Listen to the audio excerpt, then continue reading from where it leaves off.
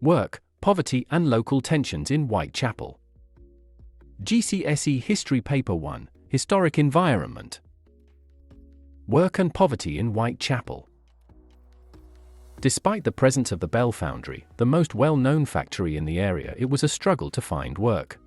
The best work options for most were tailoring, shoemaking or making matches.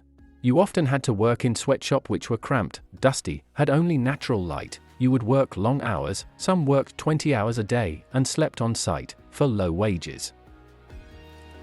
If you were poor and could not find work, the workhouse was the last resort. They were set up in the early 19th century as part of the poor relief system, and run by poor law administrators.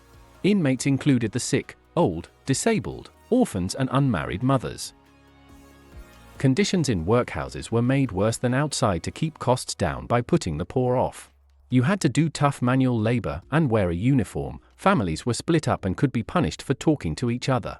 Vagrants were seen as a bad influence, so could stay just a few nights, and were kept separate from longer-term residents. Tensions created by immigration and radical political groups. These tensions were made worse by the fears of the British government at the time of uprisings because of the earlier 1789 revolution in France. Irish immigrants. The first Irish immigrants from the 1840s only settled in London because they ran out of money to get to America. They mainly settled near the Thames and worked as navvies. They were not popular because of a reputation for drinking and violence. People used to unfairly dislike Irish people because of groups like the Fenians, who were seen as a fanatical, religious terrorist movement. They carried out a bomb attack on Clerkenwell Prison in December 1867.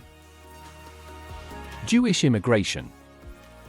Many European Jews came to Britain to flee persecution. They were not popular because they did not integrate.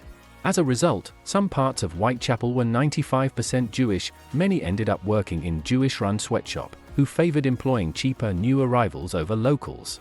This, plus the cultural differences, led to resentment from locals.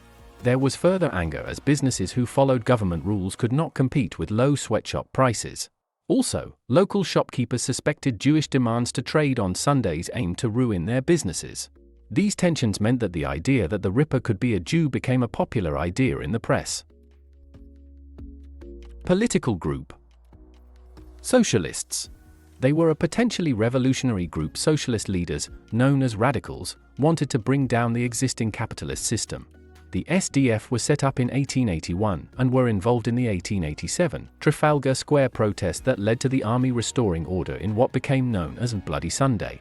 Socialists saw the poverty of Whitechapel and the Ripper murders as an opportunity to win support and discredit the police, who represented the government. Political group. Anarchists. When anarchists' attempts to create revolution in Europe failed, their leaders often fled to Britain because it was seen as politically tolerant. There was fear from locals that East London had become a refuge for other nations' terrorists.